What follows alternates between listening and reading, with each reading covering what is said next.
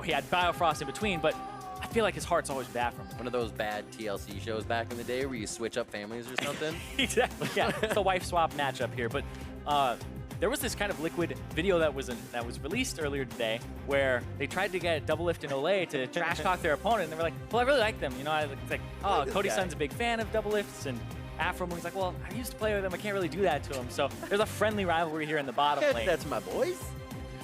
See Tom Kench and Kalista on the ban list. We'll see what kind of homework these teams have done. Who they're going to take out they just don't want to play against. Gangplank, Ornn going out as that becomes a bit of a flex pick for himself in the bot lane. I can see Aphromoo definitely playing that. Jace on the ban list, and one more for Team Liquid as we see what 100 Thieves will have in the priority slot.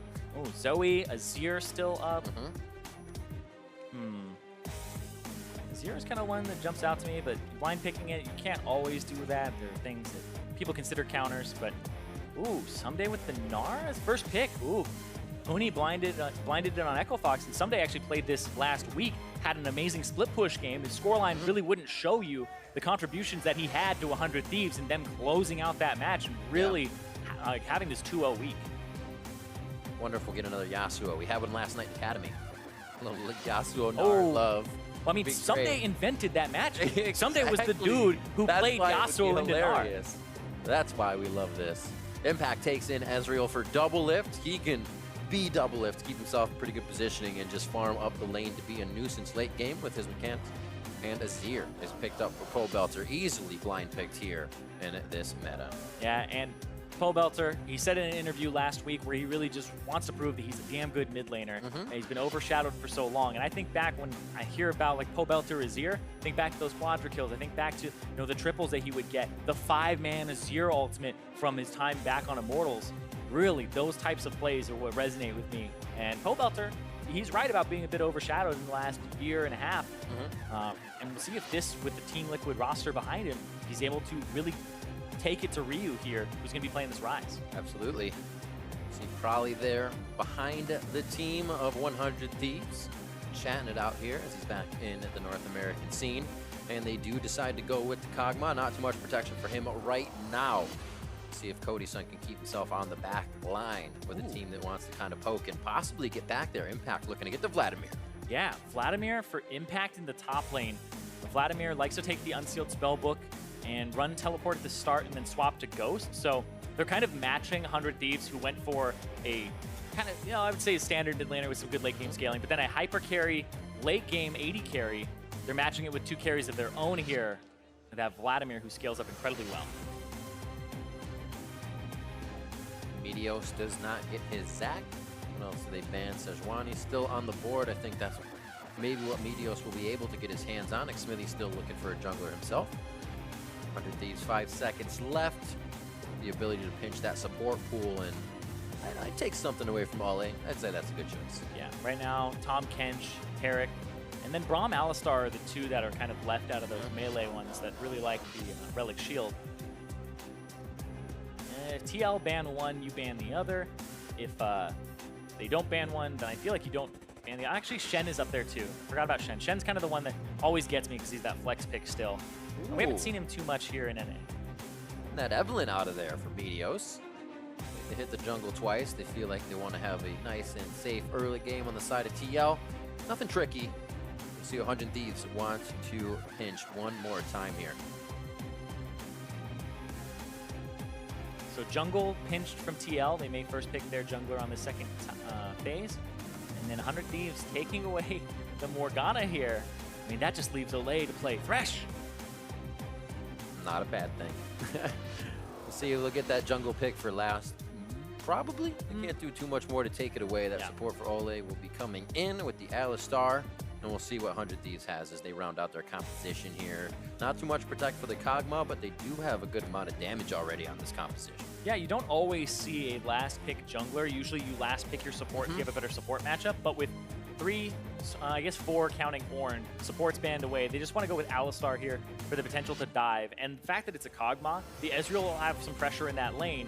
So you can kind of already expect to be winning that bottom lane via AD carry, and you have them under turrets. So the potential dives will be high. Of course, there are some things left like the Braum that can protect the Kog'Maw. Okay. Pretty decent pickup. Yeah, I mean, I like it. I think that the last picks here, Jarvan, Sejuani, jump out to me as the junglers that you would really want to take. Yeah. Both teams, I feel like, could really use, especially Team Liquid, I feel like you'd want another tank in this composition, whereas 100 Thieves, I think they're a little more flexible, but they're still going to go with the tank here. And have that front line for the Kog'Maw. I think both teams kind of knew that was going to happen at the end, and both junglers were okay with the Jarvan or the Sejuani. This is how it pans out. They're going to hover this for a bit, gives them more time. Another 15 seconds is like a year in Champion Select. No, I'm just kidding. I mean, 2-0 here for both teams. For us, it's like a year, but for them, it's like no, we have enough feels time. Like no time. Exactly, because you're constantly going back and forth about what you really want to pick here, what the counters are, and it's one of the craziest things. I'm sure coaches having them on stage helps so much because, as you said, to us it feels like you have a ton of time, and you wonder, how did you make that mistake? How did this happen? You must have told yourself not to do that. But if you've ever been in that situation, holy moly, is there a lot of chaos if something doesn't go the right way and you haven't considered X. Yeah, and right now I feel like Team Liquid, they're already at that phase in the pick ban where they're going, okay, this is how we're going to play. And I feel like right now they're looking at 100 Thieves team and going, okay, they have a lot of magic damage. Ryze, a lot of Gnar's percent HP is magic damage. Sejuani's percent HP is magic damage. Same with Kog'Maw. So you're basically looking at a 4 magic damage heavy split team. So building some MR on your Jarvan and your Alistar, and even I would say your Azir, like potentially Abyssal Mask, is probably the way to go here so that you can sustain and have your Vladimir and Azir deal that damage and dish it out in the late game team fights and not get shredded by something like a Kog'Maw. Well, we are about to jump onto the Rift to see who does that shredding. Team Liquid, or I should say 100 Thieves versus Team Liquid here. Both teams 2-0 as we start off the second week. Echo Fox has catapulted himself into first place. Who will be able to join them at that 3-0 mark here in week 2? We'll be able to find out in just a second here as 100 Thieves and Team Liquid hit the Rift. We just had an incredibly action-packed game, and Team Liquid, they kind of emulate that same style. They've been playing fast games as well, just like Echo Fox. And 100 Thieves, on the other hand, though, their early games haven't been spectacular either. But when I talk about Cloud9 in that same sense, 100 Thieves, they had a comeback victory from being about 2,500 to 3,000 gold down at 15 minutes by getting that Baron at 20. And right now, I'm looking at this team and saying, do they have to make those shot calls, those risky plays to win the games up against a team like TL that have proven so far that they are contenders? Of course, the analyst desk said 100 Thieves are the only pretenders out of the top 4. I don't know. Maybe they know what they're doing. It takes a long time to move 100 Thieves. They got to set up those trade routes. That's all they're doing in the early game. Maybe we're looking at it wrong. See what they can do here and take a little money out of the pockets of Team Liquid early game if Meteos can get in the head of Xmithie. May not see too much counter jungling, but may just try to track Xmithie, the real heart and calls of an early game team here. And he's provided a lot to each team he's been on. Yeah, Xmithie, I would say, even recently, like going back in his career and thinking about his days on Vulcan, right? You go very far back. All the way back. He's never really the voice of those teams. You're thinking of like Zuna was really the person. They even had a role swap at one point. So Zuna would not play AD carry. And then you keep going forward. And Xmithie really kind of emerged after his CLG days as being somebody who has a really good mind for the game. After he was kind of separated from Aphromoo, who's always been a dominant voice, right? Having too many cooks in the kitchen was kind of the issue there, where they didn't want to clutter comms. So Xmithie versus Aphromoo in terms of the way they want to play the game, Aphromoo would trump him with seniority on the roster. So Xmithie in his last year with Immortals pretty much had shot calling duties, and here on TL alongside DoubleLift, been working out so far, but it's only 3 games in. Yep. Somebody who can kind of put things into motion by himself. Always nice to have a vocal aspect to that player as well. Xmithie has began to do that after the last few seasons, as you said. Mid lane push in here from Pobelter. Not too big of an early 2 here, and it should be a quick farm for Ryu as he sets up his caster minions nice and right with 1 auto. Push in from Xmithie. This will be that kind of jungler's not here. Meteos is top as we expected. Just kind of figure out where they are at this time. That's gank though. Big push by Impact. Yeah, there's already a ward down from Impact, and it looks like Impact has himself zombie ward on top of his Unsealed Spellbook, so he would have a ward for a very long time. And of course, Meteos hanging around here, waiting for Ssumday to potentially transform in the middle of this. Oh, just a few more wards. He could have got Impact a couple more steps towards the minion wave, but they still go in. He calls that pool to go out. Unsealed Spellbook for him as he starts with Ignite to keep a little pressure in that lane for himself. Now they know where Meteos is, even more so as Xmithie headed towards the bot side. He'll go ahead and clean up his jungle. And now he knows he can kind of hang out and not be forced to gank. Meteos getting a little curious, though. Looks like he will do that kind of control top side as we saw last time. Interesting position, though, as he doesn't have that pressure from Ssumday. We'll see. You could see Impact, though. I mean, Impact is known for kind of sensing what's going on the top side of the map and knowing, hey, if I was a jungler, here's where I would be, and playing it safe. Like, very famous for his tank play. And now on this Vladimir, I want to see him play this mage in the top lane. So far, he's still holding true, right? Meteos was behind him getting the Krugs, and he just backed up, waited for the wave to push out towards him. And Pobelter flanking the lane. Ryu taking a bit of a sore way towards the minion wave and then back towards his turret is forced into a few more soldiers moved by Pobelter. He gains control of that lane over health. Ryu should be able to chug potions and keep himself safe here. Pobelter doing a nice job just playing towards that vision side, gaining a little advantage. And Pobelter's already done a fantastic job, in my opinion, because Ryu has already backed, used teleport, and purchased. So you would say he would have an advantage in the lane. Of course, it's tier for Ryze, but it's still, he was able to take as much damage in trade, use whatever, like just heal up in the fountain, and then TP in. But still, Pobelter's only used a single potion here compared to Ryu, who started with Sapphire Crystal and potions. A few back and forths with vision on the top side. Xmithie doing a nice job of keeping a bit of control here of Meteos in and out of the jungle with a few wards, scuttle control on the bot. And now once again into the jungle. Doesn't look like they'll find Meteos on this one, but still always having the vision, giving everybody a little bit more knowledge, and just on the edge of that Skyre's Bloom do they find Meteos. Yeah, interesting that Meteos didn't go for the Tracker's Knife immediately, went for the Hunter's Potion. Upgrade to keep himself healthy in the jungle, assuming it's a more aggressive matchup of having the Jarvan. It's okay to buy the potion and sustain, but it means that he's going to be lacking that vision on that first back that you usually see from the junglers, which we just saw Xmithie go for. It's kind of now become more of a classic move where you get that trackers on your first back, run straight there, ward up the Raptors. In this bottom lane so far, we're seeing Cody Sun actually be up in CS, but the wave is pushing towards DoubleLift.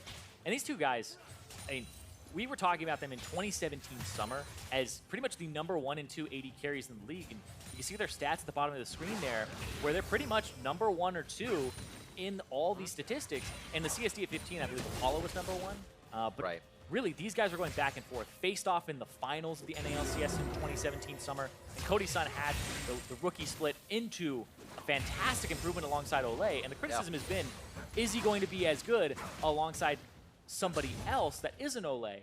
And lucky for him, it's Aphromoo, who has so much experience in that bottom lane. So you would expect these two to once again be fighting for those #1 and 2 spots as the AD carry in terms of discussion. But right now, ward down, but they say it doesn't matter. Oh, they're trying to get to Ssumday on the top side. They don't get close enough to stop his TP in. And now Olleh, level 5, just short of 6. Looks like he's going to go down. Three-man pulverize. A bit more damage is used to stopwatch to keep himself alive. Aphromoo trying to tag him with that winner's bite. They are able to get the extra damage. Race. Meteos, first blood. This is a race for the turret, but I got to say, top lane way ahead for TL. They may actually get that extra gold on top of it. They have the damage. Yeah, that's going to make up for that first blood, though. No, you're right. Gold. Top turret down. Fast acting here by 100 Thieves as they realized top lane was getting a little bit of pressure. Ssumday left, and they had to activate even faster. Bot lane will go down. This means Team Liquid will kind of have that quicker route around the map, set up the vision to make the next play.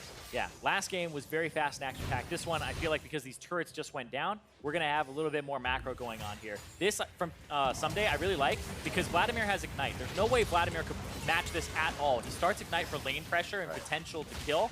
So this is an unanswered TP, a 4 versus 2 or 3 dive here if the jungler were on that side. But you can see, I like that from the juggling of aggro. Afro has it, gets stunned, stopwatch, into the other stopwatch.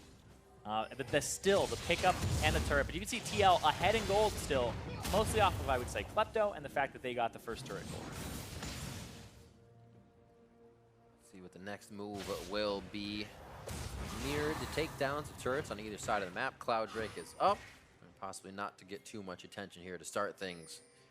The vision continuously moving here with Xmithie as he goes from side to side of the map. Bottom was the focus last time. It looks like they'll be going down towards that to get blue over to Pobelter. Possibly take a little bit more control over bot lane now. Ssumday's teleport is down, and that could help in a big play. Yeah, the fact that it's down gives Impact some more pressure, but he still has that Ignite, and he's holding on to it. Yeah, you typically go through the phases of Vladimir. You start with Ignite, then you swap it out for Teleport, potentially at one point for a better back, if you haven't used the Ignite in lane. But then you swap it for Ghost when you're team fighting, and you just Ghost in and try to burst the AD carry in the mid laner. Feels good as well, especially with the spell Thieves build still kind of in there for him. Yeah, the Frostfang. I think, yes, Frostfang, once you get it built up, you can just slow them before you even get that speed and get all of the attacks you want in. Yeah, the Frost Queen's claim when you completely upgrade it, don't do this at home because home is at 8.2, so it doesn't work anymore. But Frost Queen's claim in 8.1, you can just press it, the slow will go out, and remember when you complete the quest back on 8.1, you get extra movement speed when you hit somebody with a spell. So you slow them, you Ghost in, you're going to get movement speed, and then even more movement speed when you first land that spell. Because of the quest. So feels nice. It's great for Vladimir, who's always really wanted movement speed. One of the reasons that he couldn't really be played in top lane the last year or so was because you really wanted Ghost. Remember when Vladimir was played mid? Like, I believe like a year and a half ago? It was Ghost plus Flash. Yep. Now, it's like you can run that top lane, win most of your matchups because he's a ranged mage, and bully people and tanks and bruisers, and then you just transition to being basically a second mid laner. But you can pool to speed up. Yeah, true. But you want to go really fast. You want to go really fast. I know. And you don't want to have to use that to get it. That's such a bait. I completely understand. I mean, that was my mentality. It's like, I can go get in there, faster if I slow them W. down too, right? That's so helpful. But yeah, because those outer turrets are down, risk aversion, of course, goes up. You'll see people take dragons, just like we saw 100 Thieves do it. 100 Thieves have had fantastic objective control. As we see a pause come out, I'll just talk about the objective control a little bit more here because we're looking at their dragon control percentage, and they took 9 out of 10 dragons in their games and 4 out of 6 barons. So now it's 10 out of 11 and 4 out of 6. So in terms of dragon and baron control, they've only missed out on 3 out of, I believe that's now 17 that have been in their games. So 14 out of 17 objectives have gone their way. Pretty crazy control if you think about it, especially with the idea of which dragons they're going to be. They kind of still keep a regular pace on taking those, having always something on their plate in an objective form in the game. We see QC chatting with DoubleLift as he looks at his mouse. I'm not beating Cody Sun. No. Like, you gotta get those Johns in, you know? Get those Johns in early. Let's see if he gets fixed up here in a quick second and back into the game. Need a mouse to play any champion, but helps even more so to have him working when you're on Ezreal flying around the map. Yeah, could even be like, ref, I got 4-man dove and I didn't die. It's like, this is obviously an issue. Too many stopwatch? Is that the question? See, he does not have the stopwatch. No, he doesn't actually. No. Yep. He has the boots. And then he also went for, as I see it here, he went for biscuits, which people really like in the bottom lane, especially Ezreal. I mean, you get the biscuits things. The thing that people forget about is that every time you consume a biscuit, you get extra max mana, right? It increases your maximum mana. So you want to use them all. Helps you with the Mana Mune, helps you with the poke. So we'll see what happens. They're going to get is this going to be like earlier? They're going to bring him a present? Bring him another box? Get a whole new one. Did I see it in the background? Hey. Are we? There's gifts on gifts today. Happy he gets a new one too. Happy birthday! Now Arrow and DoubleLift. What is it with bot laners today? Pobelter's like, what did he get? Why is he getting something? What's this? Come to see somebody just put a sticky note under the laser of his mouse. Oh, yeah. That's why you check the bottom, just in case, right? But gets it right. Factory new, right out of the box. We saw it. Everybody saw it. Nobody's tampered with that mouse. Yeah, absolutely. But I like how they were talking about freaking Ezreal, I believe, we're talking during the previous pause about getting socks. And I was like, yeah, I love getting socks for Christmas. Like, It's weird because as a kid, you're like, oh, what's this squishy? Well, no, I want the boxes. You feel the shirts, you feel the sweaters, you throw those aside, open those later, go for the boxes. But now as an adult, I'm like, oh my God, my mom got me socks. Like, she's getting a thank you. Like, thank you so much. Like, I love getting those types of things because I don't really want to buy those for myself. I don't know why. Quick subliminal message. Now we all know what to get Zyrene for Christmas. Exactly.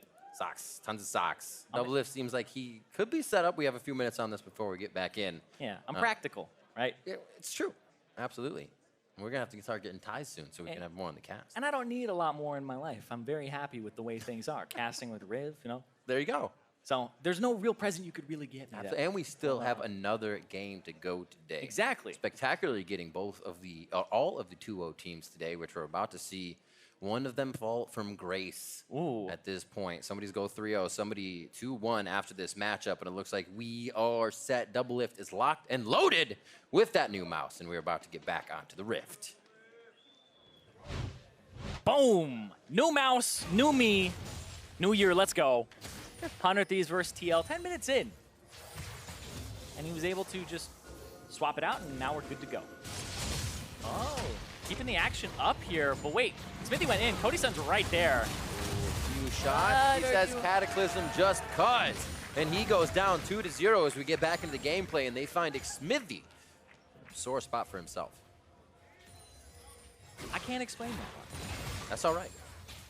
That's what the analyst desk is for. Yeah, he went in, and he has vision of a lot of the bottom side jungle.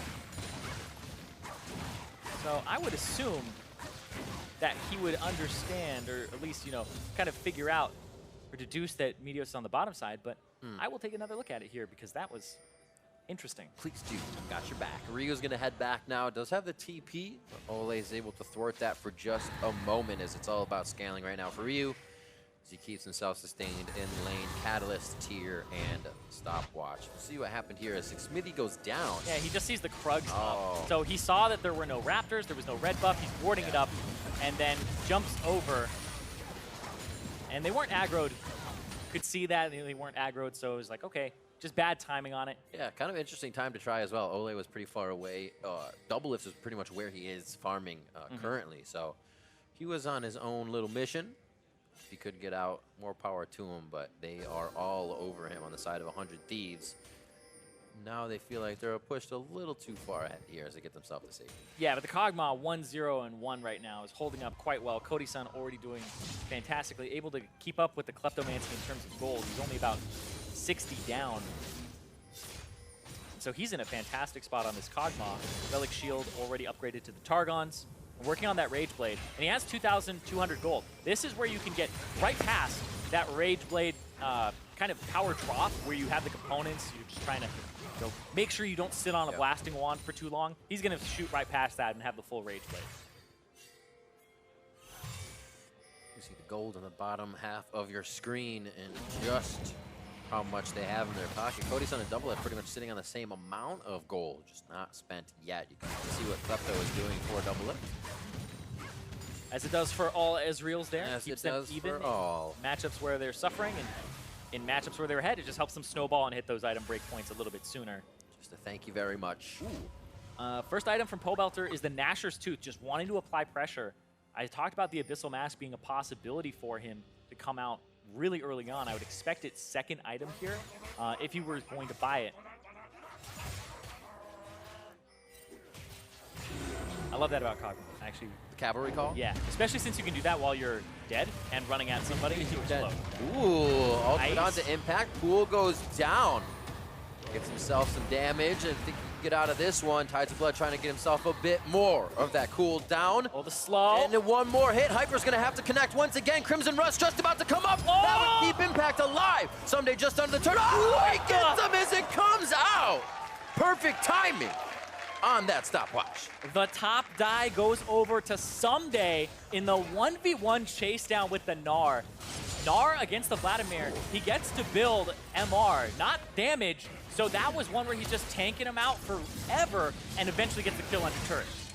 Ultimate from Meteos missed there, so they know Pobelter knows he's not going too hard with Ryu. Man, that was a swag boomerang too. I can't not get over that. Absolutely fantastic. That was swept him right out from under his feet too. It wasn't on the back of the forward, it was right on top of him with that timing. And that's what you're going to start seeing more of. Stopwatch has been throwing people off, but again, it's starting to become more known. Ssumday and Gnar just begins right away. Well, the timing on Ssumday's abilities there, pretty much perfection. As soon as the pool was over, able to just throw him into the wall, and then right here with the boomerang over the shoulder. Damn. Killed the stopwatch with the stopwatch. That's how you gotta do it. Fight fire with fires, Irene. Ssumday's got the answer. He's getting himself pretty big. Phage, Spirit Visage, and the Kindle Gem. Kind of all that utility he needs to keep spamming out the boomerang and keep healthy against this Vladimir. And he's keeping healthy against the Vladimir. And it's really keeping 100 Thieves equal in terms of tempo, because we talked about the scaling of the Vladimir and the Azir are things you really have to watch out for on TL's side. And the gold is even despite 3 kills going over to 100 Thieves. And like 100 Thieves in their games, like I said before, they haven't really been just absolutely destroying or crushing their opponents, right? TL, on the other hand, have had some fantastic early games, like against TSM, but they did struggle a bit against Optic. But 100 Thieves have had comeback victories, and really some of the, only really the big comebacks I can think of so far in the NALCS was that early one where Aphromoo had called for Baron, and then they stopped the Baron steal. Right. Longest game that we had before today was that 100 Thieves one. Now they're really up there. I still think that one's a little bit longer, but 100 Thieves already up 3-0, but like I said, the gold is even. This is what you want to see against Team Liquid as well, a team you need to kind of put on the back foot at the beginning of the game. They're obviously going to have good team fighting in late game. They're going to have good positioning, or they're just going to be able to have Xmithie and the rest of the team work you around the map. Not a huge split push from Vladimir, but still enough to put the fights in their favor. So for for 100 Thieves to start off, like you said, at that 3-0, see what they can pressure if they feel like they're in the advantage. Not a great positioning here for Ryu. He gets a nice stopwatch and Realm Warp out, but that also gives a little control here to Team Liquid. Yep, gets out, uses the stopwatch. We'll have to upgrade that to Zhonya's shortly to continue to do those types of moves. But they do get the stopwatch right before they want to go for this dragon. This is a Cloud Drake, so I don't really expect 100 Thieves to try and fight over it. But that does hurt their dragon control stat. It's true. Where are their priorities, Irene? Not dying and sectioning off top lane is what I would say. What's the better stat? 3-0 or dragon stat? 3-0? I guess if you're a dragon trainer, it's dragon, but they're not dragon trainers. They are stat aficionados for the W. And right now, 100 Thieves is trying to put another win condition under their belt with Rift Herald, and it doesn't look like they'll even be contested on this. Team Liquid's fine to kind of get impact a little bit more in the late game, keep Pobelter going at his 200 CS and Ashes to Azir, and kind of let these things fall to the wayside for 100 Thieves. Yeah, and I like this because they went to top lane, they pushed Vladimir out, who doesn't really have great wave clear. He has to get in melee-ish range to actually hit everything, because the way the minions line up, you got to get in between the waves to get them with your Tides of Blood. So they get that top turret, now 2-to-1 in turrets, and they have Rift Herald, which they can put mid, and it would almost kill that middle turret. So I wonder when they're going to start using that here from Meteos, who has it. DoubleLift takes down bot turret, which means he can help with that mid protection now. The appropriate counter, and it's a good counter too. Yeah. And oh, is that Meteos? Yeah, that is Meteos with the Relic Shield into Targon's brace on the jungler. I feel like he's the only person I've seen do this in the NALCS so far. And he did it twice, and this is his third time, I believe, doing it. Where he'll upgrade into face Face the Mountain, instead of going for the Eye of the Equinox. Just to have that shield, and I feel like he's just... A little cooldown. I guess it's like, I have that instinct as a jungler to tax my laners. This is so you both actually are benefit. It's good for me to tax you. So you're saying he's a philanthropist? Ooh. In a way. Yeah, yeah. He's helping out his laners. So you can't reach that CS. Just mid-game decides to give away a bit of money, but also gets some for himself. It's nice. Good guy Meteos, giving back to the team. Ooh, I was like, Ryu, using one of Faker's skins. Bot lane being held up by Impact. He still has teleport up Ssumday as well. They are trying to find Ssumday. Where are you on the map? He's in the mid lane. Oh, there he is. The He's just hiding under the coin. Yeah, last place you would expect him to be, really. Yeah, exactly. Side's not there. They give that up to Ryu. Teleport, party portal are his movements around the map. And things here for 100 Thieves have kind of taken a bit of a slower pace in the last few minutes. Rift Herald still deciding where to be used in the hands of Meteos. And once again, 2,000 gold here for Cody Sun. This guy kind of like, he just starts trying to make bank. He's just getting all this gold, burns a hole in his pocket, and then eventually backs and spends it all. But you can see he's down 1,000 gold now behind DoubleLift, who got some more Kleptomancy procs and also got that solo turret gold from the bottom side. Good pressure, good hold with Cody Sun gone. This may be a turret going down for Liquid, but they have a while to wait for the minions. DoubleLift peels off. He'll take down Red. Things are actually really starting to slow down without anything to fight for on the map. Got Baron coming up in 5 seconds, but the strength right now would probably pull everybody into a fight, not that 50-50. Zanya's finished up for Ryu. A little more playmaking potential coming out of that side. They are just holding steady for now. Haunting guys as well coming out for Pobelter. It's interesting to see all these core items come out already without the fights happening, without a big influx of gold. Everybody's kind of working for themselves at the moment. Yeah, and we've talked a bit about like TL's team competition wanting to play for that late game, and they definitely do. I just checked their runes, and 2 of them have Gathering Storm, both DoubleLift and Pobelter. And they have, of course, the Azir and the Vladimir. So the fact that TL are keeping this even in terms of gold is actually beneficial for them, because I personally do favor their scaling here in this game with both those runes and the champions of choice. I know they are against the Kog'Maw, but Vladimir and Azir together are a very deadly combo. Just calling the bluff. Who could scale better? Yeah, don't worry, guys. We all scale. We have scaling on our scaling. Of course, the enemy has to do. Zhonya's completed for Ryu, so he's going to feel better about being in those side lanes. Has the teleport still. Trying to think if he would even want cleanse. Probably not. There isn't much he would be able to cleanse here. Kind of like Alistar stun, Alistar headbutt pull, and flash after cleansing. Actually, no, that doesn't really work. Gotta QSS it. Gotta QSS something. Ryu stepping forward, looking to put some damage onto DoubleLift, who's low on mana there. They're looking to get this pressure onto the turret with a nice fight. Olleh there, almost having to throw down the ultimate. They forced that out. I think that all started from DoubleLift stepping a bit too far forward without the resources to continue the fight. And 100 Thieves say, let's attack. Yeah, not much mana on DoubleLift. He's going to keep going for some poke here. Pobelter with that blue buff will try to wave clear. 100 Thieves, like we saw in Champions, like so much tankiness to frontline for Cody Sun's Kog'Maw. Pretty much the champion that I've come to know him for in the last year. Just this late game Kog'Maw that he likes to play. Olleh coming out of base just short of the turret going down, so no initiation. Nice job to clear out the ward as well. Keep 100 Thieves from figuring out where Team Liquid is dispersing into the jungle.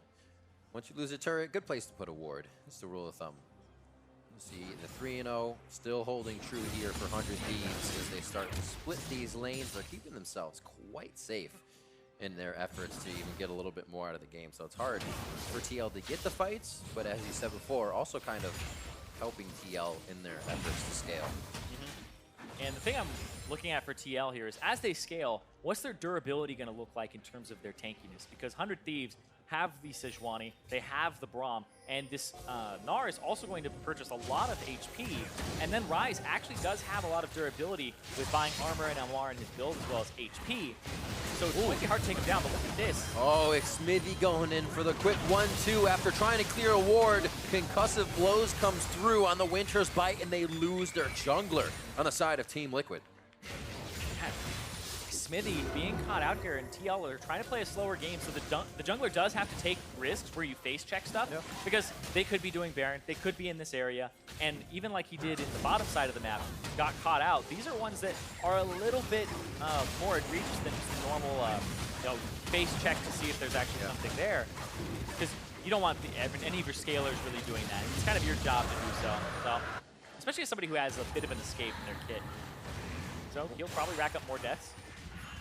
Playing within small windows too, Olleh had just about a sliver to get back his ultimate there on cooldown, so they couldn't even really help Xmithie if they wanted to. 100 Thieves I think these plays in their favor very nicely, and then seeing a few more openings along with it. Yeah, and we're seeing this actually become a gold lead now, even for so long, and then the Klepto would sometimes keep them up on TL's side. But now we're seeing that middle turret that was unanswered by TL due to the Rift Herald from 100 Thieves kind of get them this gold lead, and then another kill falling their way.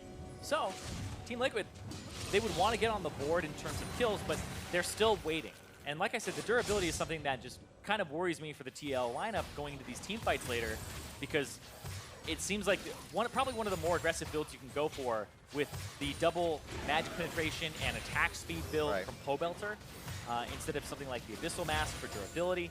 And then on the top side, the Frost Queen's Claim Rush will happen normally from Vladimir, but if team fights happen in the next few minutes and they're forced by 100 Thieves, I would say probably be pretty bad for TL if things were to kind of go the way that you would expect them to based on the compositions. So you got to throw some curveballs or avoid fights and make sure that 100 Thieves can't start them or really get objectives. 100 Thieves gets that fight you're talking about. It basically just catapults this Kog'Maw team to take down turrets immediately, as well as having that Gnar on the side lane. Already have quite a bit of control that Team Liquid kind of has to recoup, come back from. If they do win a fight, they may be able to go for Baron, but definitely have to worry about a few of these side lanes as they start to do a little bit of ward control here to start off, cleaning up those fundamentals in the mid lane so they can make their own engage. See the teleport coming in from Ryu. He is back into lane to help the team. Yeah, just to make sure that he's still on the map, ready to go. Purchased himself the Seraph's Embrace. Ooh. Oh, and right now the gold, in terms of where it is, most of it I would say is on Meteos in terms of an advantage for 100 Thieves. Otherwise, they're slightly behind mids. 1,000 gold down to 80 carry, and Aphromoo. Unbreakable up. Whose is better? That's going to be as well. Olleh having to use his ultimate. It goes down along with him. The Ignite is used, and Aphromoo gets himself out alive. Meteos over the wall as they have to realize DoubleLift has no way to take damage right now. He's firing from over the wall, and 100 Thieves now reassess the fight, and they look at where they can go. It's just cleared out mid lane. A nice job by both teams. 100 Thieves coming up with that kill on Olleh. Yeah, just this range advantage here for TL. Once the fight got away from them, they're able to keep 100 Thieves at arm's distance with all those cooldowns down. And Olleh does drop pretty quickly. He's not at that level 11 yet, so doesn't have the rank 2 ultimate. Still running around, reducing the damage by only 55% for now. Aphromoo didn't even use Exhaust, getting in there as well. Had kind of a tanky target in his face, so they hold that for next fight. Olleh's Ignite should come up pretty fast. As Ssumday and Pobelter toe-to-toe. Ooh, those hyper hits. Knocks him back. Ooh, flies forward, and Pobelter fast finger flashes out of that Gnar ultimate. With the help of Xmithie and team, they take down Ssumday. 200 IQ for the mid laner of TL there. Saw that one coming, flashes away, thinking Ssumday's gonna flash for this one too. after the wall, saying, I know that this is what he wants. Gotta be careful for his play now. Emperor's dividing a few things used, but having Ssumday down gives Team Liquid a bit of breathing room. Here that is again. Yeah, has those soldiers down, hits him back, sees it coming, flashes immediately afterwards, and Xmithie is there to back up Pobelter, and that gets them on the board. Ssumday as well, kind of pushing himself to go hard there. Won't have those flashes to present himself in the next fight. Hopefully he'll be able to hop to the area he wants to engage in. And a much different pacing from game 1 to game 2 here, as both teams really sizing each other up. I feel like Team Liquid has a potential, though, to explode in these fights. But it's the same thing that can be said for 100 Thieves here, with the way they're keeping the weights pushed up. Team Liquid has a lot on their plate before they can take any of those fights. Cody Sun just pretty much full purchase the Runaan's Hurricane, backed with the 2,600 gold. He definitely does that a lot, where he just holds a lot of gold, doesn't back for bits and pieces. Spends it all in one place. It needs to be kind of a return on investment room. If you hold your gold, you get a little bit more over time. And just looking at that top lane, Impact is only level 14 to Ryu up against him level 17. This, you don't need to be a mathematician to understand that difference. Impact about to be 15, but Ryu, Yeah. Absolutely ridiculous. You can see Impact not even want to turn around for that transfusion damage to get his health back. He's forced to back all the way to the fountain. And now Ryu can start that push into the side lane. Impact not having the time he wants to scale up against the power of Ryze there. And the rest of 100 Thieves keep themselves in mid to keep the pressure on. What is kind of Team Liquid's next move? They're okay, obviously, to get kind of pushed up to their base, but when do they pull the trigger to get back? Yeah, they're going to have to do it when they feel like they're comfortable with all their items and levels. Vladimir just hitting 15, and Ryu still 17 and still up right now in terms of gold. Even if you were just comparing like this split push, if you were saying that Vladimir is, quote unquote, for all intents and purposes, a mid laner, he's gotten Flame Horizoned right now, right? Ryu has 100 more CS than he does. So in that matchup, this mano-a-mano, you're definitely going to take a beating, and you're trying to now find a way to get this Vladimir to get a little bit more items for those team fights. But it feels like right now, the Infernal Drake, the first juicy Drake, there's been 3 clouds, man. Everybody's trying to get over here for this, and I feel like both teams are going to kind of want this fight. Ssumday. He doesn't have TP. He doesn't have TP. Waltzing down over the wall. Oh, Meteos in the bad spot, but has flash to get out, and TL does not want the resulting fight coming from that, but they do put a little bit more power behind them as we get into this matchup. Yeah, Ssumday was pushing the top wave, didn't have teleport to go join, so he had to run down, and that kind of dissuaded 100 Thieves from having a fight, but it still didn't dissuade Meteos from jumping in. Ryu did have his back, though, on the right side, so we're still seeing a 1-3-1 from 100 Thieves. Whereas TL, now with that Infernal Drake, definitely helps their scaling and makes those item purchases that they've been going for, the very aggressive ones, all that much more worth it. So we see 100 Thieves coming in this season. Analyst that's kind of saying Pretenders recently, what have they been doing right in their games? But obviously this game that kind of is pushing them forward, is giving this team that advantage. I think their shot calling has actually been pretty good. Their objective control, like I had said, that's not just something where it's like, oh, a dragon is handed to us, right? It's more, we're finding these situations, even when behind, to find dragons and set it up. Because those are plays that you have to think of 2 minutes in advance, sometimes even 3 because of ward duration, and figure out, all right, we're going to have control of this area, then we're going to trade it for this control, and then we're going to swap it back, and that's like over the course of 3 minutes. So now we're seeing them push bottom lane, pull people here, try to win this 1v1, and that's going to free them up on the top side of the map as they just swept Baron control, put down some control wards. So from a macro perspective, they feel like they can control the mid lane and the side lanes now as 100 Thieves and just full court press TL. And it's kind of crazy to think about because coming into this season, it was who is going to be that team to beat TL? You have DoubleLift and Olleh in the bot lane. Probably one of the strongest bot lanes you have. Pobelter with that team, as we said, around him in mid, and the shot calling of Xmithie. Well, I would say Impact. Some people would have said TSM, but TL, right, in game 1 of the season, said, no, that's not going to happen. So like you said, they're out there running rampant, I guess. But so are Echo Fox, and winner of this does join them in the 3-0 club. 100 Thieves making a mark here in the early weeks of the NALCS. Team Liquid takes down mid as Thieves were getting themselves set up around the map, and Ryu still decides to push that bot lane turret and pulls one back for his team. That's an inhibitor for that turret, though. Well, we'll see if it actually goes down. They're trying to start this up with Xmithie tanking and then Pobelter on Azir. But Ssumday is right over the wall. He's about to change back. Teleport in from Impact. He's going to be right in the back of the pit. Damage onto actually a lot of Team Liquid members from the Baron. Locked to the Iron Slurry, forced to be used right there. There is a Nexus turret being attacked by Ryu right now as they 4v5. Team Liquid in front of the Baron pit. Aphromoo goes down before he gets the heal. Pobelter on the backside. The soldiers could pull the fight back into Liquid's favor. As the rest of the team keeps DoubleLift alive as he keeps himself on the outskirts of the fight.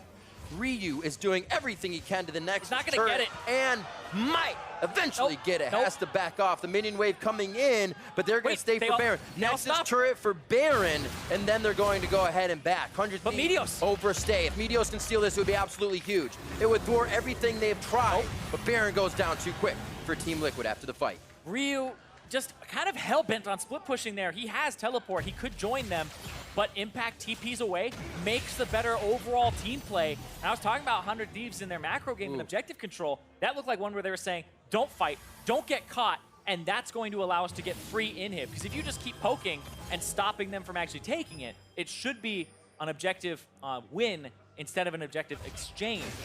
That was a crazy initial amount of damage we saw coming from that 4v5, but we saw the long fight. Totally favor the Azir soldiers and the rest of Team Liquid. Yeah, Pobelter, I think, is just massive here because he catches Cody Sun. Ssumday transformed, and now it's time to fight.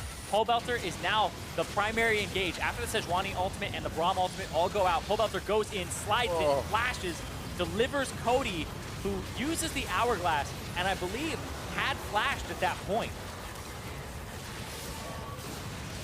And then just auto, DoubleLift. Great positioning. Gets himself back healed up with a bit of that dangerous and summoner heal.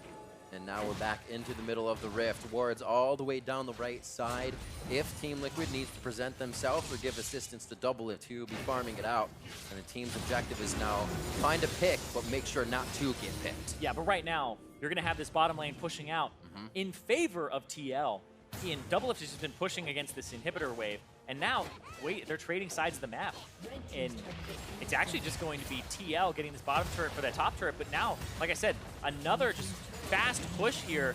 Ooh. 400 Thieves. They're all just grouped up here. DoubleLift. Oh my God, is he Ryu now? In the, just they change the situation. It is a 4-second back. If he needs to get here, he has the Baron on him so they can keep themselves in a good position. And he keeps pushing. The team's able to hold it off. With the soldiers there, it looks like they'll actually be able to trade that inhibitor turret that Ryu got on the bot side. Realm Warp is up if he actually needs to put himself in a position that would stop DoubleLift. But DoubleLift has a lot of minions to fight around. And it looks like Ryu may not try to take that fight right away. Gets the Blade of the Rune King down. Seraph's Embrace along with some extra shields. DoubleLift low. Realm Warp into his exit path as he shifts over the wall to Team is safety. coming from above. 100 Thieves. This is the cavalry. Cody Sun now into DoubleLift. Overstays his welcome. But how much can they work without too many pushed waves? That teleport from Ryu put DoubleLift in a situation where the team is collapsing and there's really no way out of that. He would have to press into the base and like kind of give him the runaround. Right. But now you have to watch out because DoubleLift is dead for 42 seconds. Elder Dragon is up in 5. Oh, but Xmithie says we'll use this 42 seconds to turn 100 Cody on their head. Cody Sun goes down to Cathian surprise. Gonna do a bit of damage, but not enough. You can see Team Liquid still ready and sure to keep the engage going. Soldiers forward along with Xmithie on the front line. Ryu turns the rest of TL backwards as he enters the fight from the right side of Raptors. And Gold basically even after all of this back and forth. 7-5, 36 minutes in. TL finally back up. That was so well played from Xmithie. He knew that Ryu was back in the base and now just coming through and just leaps right onto Cody Sun, who's playing frontline right now. This isn't a protect the Kog'Maw with all those shields. And then you see Pobelter and Impact come in from the side. And right there, you just know where to aim your abilities. Right inside the pit. Just hit everybody and Cody Sun gets obliterated.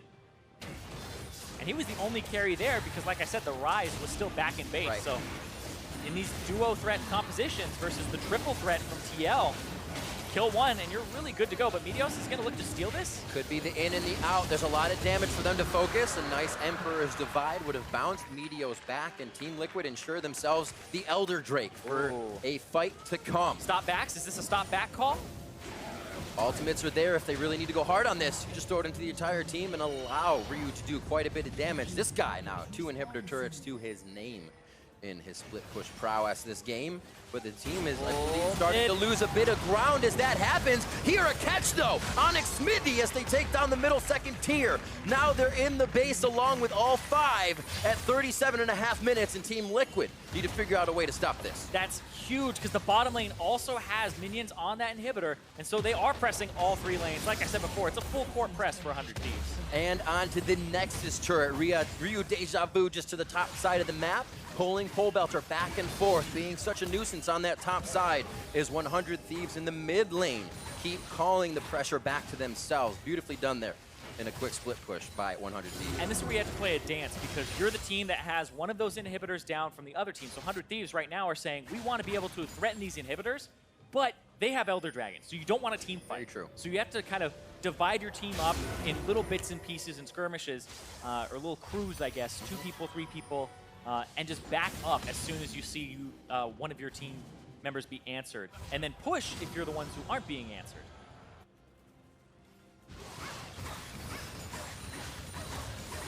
And now Cody, he's almost at that point where he has 5 or completed items and looking at that full build. Wonder if he does sell the Relic. I would assume that he sells the Targons. Wouldn't need the shield. Frozen Mallet, I guess, might be good in that scenario. He does have the Essence Reaver build. Yeah. Essence Reaver for the cooldown reduction, and you have the Runeance Hurricane for the crit to give you the 30%, because Kog'Maw becomes all about W uptime. So that Bio-Arcane Barrage, having that on is incredibly important. But Cody Sun does have some levels to go. DoubleLift already level 18 after being able to get all those waves that were pushed into him on the bottom side. Having solo experience means a lot. Let's see where they decide to go here. Vision is on the top side for Ssumday. Doesn't have a teleport, so it looks like he'll push the wave as much as possible and then buddy-buddy with the rest of the team. Keeps his bar at just about 80%, finding minions, finding things where he can instantly be useful for the team. And here he'll keep that charged up. Might just actually go into Gnar form because of this wave. Yeah, 30 seconds on the Baron, so I don't feel like you hold it for 30 seconds. In and out, yeah. Oh, wow. It's interesting because now they're actually still applying pressure. There's 2,600 gold on Cody Sun right now. There's 1,700 on Ssumday. And you'd really like to get a back in before a Baron fight. But now finding a back is going to be difficult. 400 Thieves. Not that difficult for TL because their base has already been pushed in, so isn't that much of a distance to travel for them versus pushing minion waves out. Ghost and Flash for impact. Pobelter cleanse. Ryu versus DoubleLift round 2. Still up. Fight! Oh, the Ghost is down. Back and forth. Sweet footwork from both players. And looks like DoubleLift wants himself inside the base for a bit of safety. Clean up this wave, and he gets some help from impact. Well, we'll see how the team plays this. Remember, no teleports are up. Ryu can get himself with a warp over to a better position, and the team can try for Baron. This is actually so difficult to navigate. You get hit by one thing, whether it's the root or the slow, you're going to end up taking even more damage and possibly have to forfeit the duel. But Ryu is slowly finding ways to deal damage to this inhibitor. I do like the ward that's still... Oh, I word DoubleLift down to half as Ryu throws out just a few spells. He says, bye-bye. We have Realm Warp up. Xmithie just on the other side of the wall. There's not too much that can stop a jungler from smiting. Crowd control behind Baron Pit is definitely one of them, though. And it does not look like they want to go down for this Baron. They say we need to be able to hold it off. And 100 Thieves keep putting themselves in great positions. And Ryu, that was the whole idea. Is he says, I can 1v1 DoubleLift. That's fine. He's just waiting and making sure they don't 2v1 him. And impact came up. And that was the cue right there immediately. Get out, don't even risk it. Ryu uses the ultimate. Doesn't have to use the Zhonya's because he knows there's no CC. So he just gets away, and the rest of his team is able to take that Baron as Ssumday keeps him out of the pit. And that's the thing too. Aphromoo, we heard his calls last week on, hey, keep him out of the pit. This is what the Cho'Gath is going to do, stop the feast. Yep. They're probably communicating about how to make sure Xmithie does not get anywhere close, and so you don't have that 50-50. You assign the job. You don't say, somebody do this. You're like, hey, you're doing this, and Ssumday stepped up that time. Always make sure it happens. Tell 2 people about it, and then it'll get done. That's what they had behind the pit, trying to stop Xmithie. Ssumday and Meteos giving him the business, and now they try for the bottom side of the map. Ryu once again pushing in, hitting 500 CS on the mid laners now as we reach 42.5 minutes into the game. Meteos toe-to-toe with Xmithie for a bit, but the team cannot find an engage as it puts them too far outside the base. Top wave pushing in right now. TL has a lot on their plate. Yeah, no turrets to defend any of these inhibitors, and all the inhibitors are up and vulnerable. With that Baron wave coming in, just trying to get that chip damage. You can see Ryu sticking by a cannon minion. And now TL, they need to find a way to just swiftly catch somebody. But if you're 100 Thieves, you have to have a counter already set up. You can see Ssumday goes to the top side. If you engage 4v3 mid, they better win that fight if they're TL, because you're going to lose your side inhibitors. Oh my word. TL have so many cards right now that they can play, and so many advantages. When you're able to delete that kind of health bar, absolutely ridiculous. Impact has to go back. That means Ryu has bottom lane all to himself now as he pushes in the wave. Here they come with Baron up minions from every lane as it's Ssumday on the top side on that Gnar, and they are just whittling down TL. 100 Thieves has been doing a great job at not wanting too much in these situations and keeping themselves in an advantage in these situations. Yeah, both Impact and Pobelter, you're talking about how they're getting chunked. They both only have 39 magic resistance, and the whole team, like I said, is primarily magic damage, save for some of the Gnar And that's really about it. There is some crit on Cody Sun, which will be physical, but his damage palette is definitely more magic-based. So if you actually have people reach you from 100 Thieves onto TL, they're going to be in for a hurt. Righteous Glory goes down, slows down the tankiest members of the team, but does not allow the carries to get on anybody else in the team. Cody Sun standing tall right in the back there with Meteos on him. And all of Team Liquid is hugging this Nexus turret to keep it alive right now, trying to keep the minions off it. But all of 100 Thieves is about to put pressure on the TL Nexus. They're looking for that loot. Right now, this looks like the Alamo for TL. One turret, all huddled around it, trying to keep it alive, defend from all of these minions and all of these people. Ryu's gonna get out, though. They defend one side, gotta run to the other. That's a bit of breathing room, though. You gotta consider those aren't Ocean Drakes, those are Wind Drakes. Does Ryu stay? No, he does not. He gets back, and they have to wait. So they buy themselves some time. Very nicely done by Team Liquid. It looks pretty dire, and it is, but they are holding on. Yeah, Baron buff about to wear off as it ticks down, and those are the last super minions that are gonna have that on them right here. The TL hold, but it's going to come down to that team fight. TL, they basically drafted the composition for team fighting, and they have to kind of put their money where their mouth is and get through these tanks and not take hits. They're playing pretty much around their skill on both Impact and Pobelter to not get caught at all. And so it's on Meteos, Ssumday, and Ryu to really kind of catch somebody out. You can throw Aphromoo in that bunch too. You have to think about so many players on the 100 Thieves side that can make a play. And if there's any moment, I mean, doesn't really help to teleport inside your own base, but there are a few wards that if 100 Thieves stay too long, take a bit too much damage, their exit is cut off. Team Liquid just has to find a way to make that happen. It's Olleh that gets stunned up first. So DoubleLift wasn't actually used on the best target. DoubleLift goes down immediately. 64 seconds on the members to come back up. The Nexus turret now down to about 30%. As 100 Thieves tiptoes back and forth. Initiation comes in. Team Liquid going for broke as they try to save the Nexus. Emperor's Divide push back a few members of 100 Thieves, but the health bars are not staying long in this world for Team Liquid. They go down along with the bars. 100 Thieves will be at the top of the standings. 3-0 to start off week 2 of the NALCS. Pretenders? I think not. 100 Thieves played that game very cleanly, won the early game, kept it even, and then even played the late game against this late game composition from Team Liquid.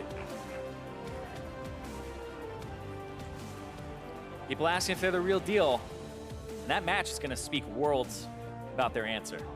Absolutely. Coming up very strong in this. I think one very big thing to note within this 100 Thieves victory is that they, I've said it before, they continuously did what they needed to do. Never overextending, never...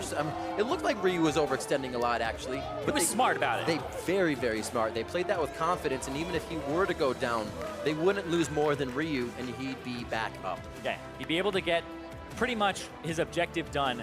Both Ryu and Meteos deathless in that game. Ryu pretty much dancing with death the whole time. Yeah. But it was all a ruse. Able to pull people towards him and then play the macro game. And 100 Thieves looked like they really knew how to play as a team of veterans there. And throw in Cody Sun, who's in his sophomore year. And they looked pretty polished there, pulling TL across the map. A big game of Ring Around the Rosie the whole entire time with the map as well. Trying to figure out what to do, where to go, and always being where Team Liquid wasn't for that majority of a wave push. And always called them too much, or always called them back for too long to recoup. Yeah, and this is interesting from TL because from 100 Thieves, because we're not seeing them really be an early game explosive team, right? It's coming down to those late game team fights around Cody Sun a lot of the times to try and deliver the damage. It's what happened in their matchup up against CLG, and it happened again here. So we're seeing their late game macro shot calling and team fighting be really how they're pulling teams apart as opposed to being aggressive, throwing themselves at the enemy like we see a lot of new teams that are formed try to do. I think it's a great way to put it too. And they even, in the ban phase, banned out that Kench, what would protect the Kog'Maw, things that they had, and still felt confidence to pick it because of that team fight prowess, because of how strong they feel protecting him, or even just having the lead in a fight, and he can kind of do his own thing. Yeah, I think Cody Sun, highest co-participation in the game for himself on that Kog'Maw, keeping him safe with the Tahm Kench would have been nice, but I feel like they were saying, all right, we're just going to play Cody Sun's Kog'Maw pretty much no matter what, and we're going to be able to take it to those late games where they feel very confident in their fighting abilities. Well, great job by 100 Thieves in their victory, and right now we're going to send it on to Olleh, May, and the 100 Thieves bot laner. Thanks, guys. I am here with Cody Sun, and congratulations on that win. With that win, not only does 100 Thieves remain undefeated, but you also take a loss off of Team Liquid, and you beat 3 of your former teammates in the process. What does this victory mean to you? Yeah, I mean, beating TL today, it definitely meant a lot to me because I was supposed to start on that roster until they eventually got DoubleLift. But, you know, I really like my teammates on 100 Thieves, and, you know, I don't regret joining this team or anything. I played with Olleh for a year, so I know what he's going to play, and I knew he was going to just pick Alistar and try to kill me the whole game. So I just played really safe, and I just watched out for that, and I think Aphromoo did a really great job in protecting me. Well, congratulations on that. And can you tell me a little bit about that bot lane matchup with you and Aphro versus DoubleLift and Olleh?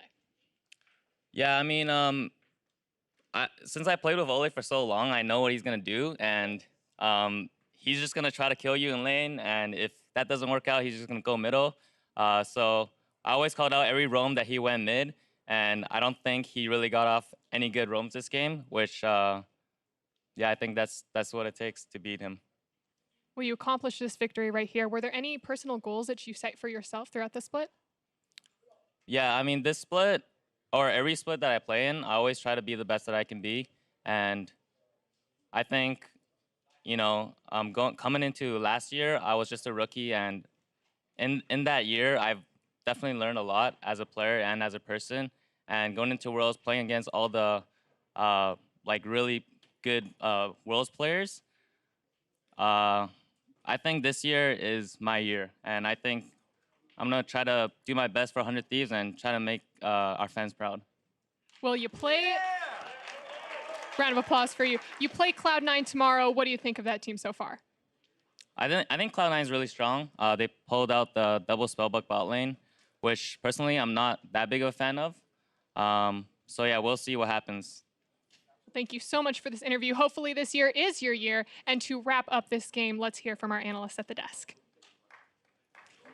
Thank you very much, Olleh. In the face of a very tough week for 100 Thieves, TL today, C9 tomorrow, they grabbed the victory, moved to 3-0. Zyrene said it. Pretenders, I think not. They were the one team that we classified at the beginning of the day as a pretender when it comes to that race for first place. But picking up the 3rd win, what does that do to change your opinions of this squad?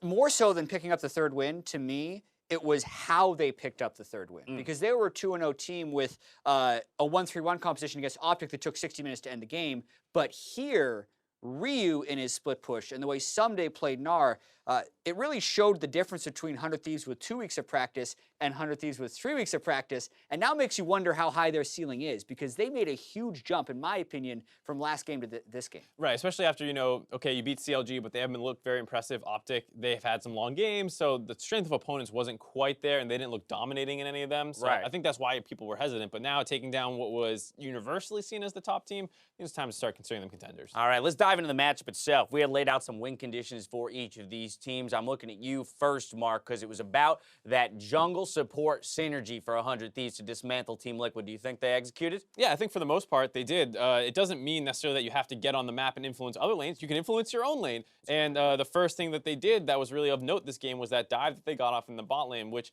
really stilted how the map plays off, because there's no teleport in the Vlad to match. So it's forcing, you know, Team Liquid to kind of just eat this dive, can't do anything about it, and it starts putting resources onto your Kog'Maw. Yeah, Olleh does as much as he can to avoid this dive for as long as possible, but even after a really good stall session, it does get them first turret in the top lane, but that's not really where Team Liquid wanted their goal. My win condition for Team Liquid was dominate bottom lane. They weren't even close to that. They never got the ganks off bottom lane. They were never able to combo with Alistar, and Olleh was actually, as Cody Sun mentioned in the interview, roaming mid to try and impact the rest of the map, which was mostly leaving DoubleLift to try and match side lane farm. And you have to kind of look at impact a little bit here, because he got the Vladimir. They get that solo first blood gold on the top side. I think it's actually split between Jarvan, but he is now the strongest member on the team in a good matchup and should start pressuring that Gnar more. But after that point, Gnar actually just started catching up and got to the point where he legitimately solo killed the Vladimir. So, I mean, yeah, tip of the hat to Ssumday in his play for that 1v1, having to have conceded that turret so early on.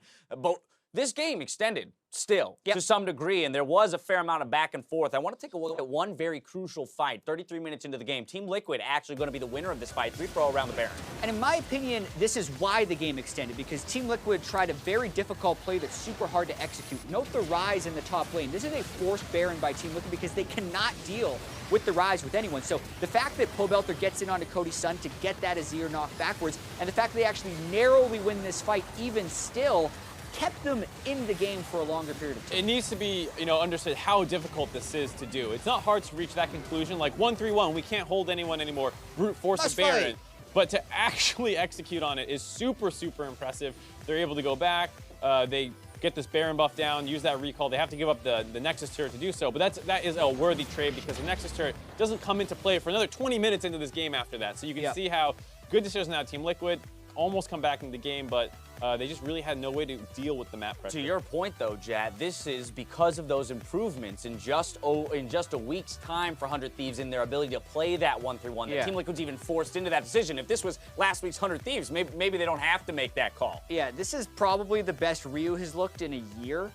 He dominated that game on Ryze. I believe his scoreline at the end was like 1-0-2 or something. He was 0-0-2 for most of the game, but Azir couldn't deal with him. Vladimir couldn't deal with him. It got to a point where DoubleLift was trying to answer split push. We saw Impact going down there to try and 2v1 at times, and every single time, Zhonya's ult out from Ryze, just the impossibility of securing that first kill for Team Liquid caught up with him. We were yelling at Ryze the champion for that interaction existing. Be like, coward, in 3 weeks you won't be able to do that. That's true, But he can. He can do that now, and he made the most use of that in this game. All right, now I want to zoom out for a moment. We've got 2 3-0 teams remaining in the league, one of which is 100 Thieves, the other one being Echo Fox. I don't think anyone prior to week 1 would have put those 2 teams at the top of the table just 3 games into the season, and yet there they are. I just want to talk about the landscape of the NALCS and get kind of your initial thoughts based on the standings through 3 games. Wow. I think that's my initial reaction just because 41 players end up on new teams. Only 9 remain, so you know it's going to be a volatile season. It's going to be very hard to predict. And I still thought there would have been a little bit more consistency out of the old orgs staying at the top. And I don't think it will be long until everyone has a loss. Right? We've lost 8 of the undefeated teams 3 games in. Like, everyone is beating everyone else, which is really cool. And when we're talking about contenders, so to speak, before the season, I heard 6 different teams have players say they're going to win the split. So there are a lot of teams shooting high, and those teams are the ones taking games off of each other. Huni said they were going to win the split. Aphromoo said they're going to win the split. So for them, they're not surprised that they're 3-0. That's a good point. But there's a lot of teams shooting for that. Yeah, those 3-0 teams are not dominant either. The C9 game could have gone either way. This game could have gone either way. So like Jet said, there's going to be a lot more contenders this split than usually. Fair enough. Looking ahead to the final match, we've got Golden Guardians versus FlyQuest. You can catch that game here and on Riot Games 2, where Huni, Sneaky, and Freak will be casting from the NALCS Lounge. Now, though, we're sending it over to Vladimir for a game preview with the Golden Guardians coach.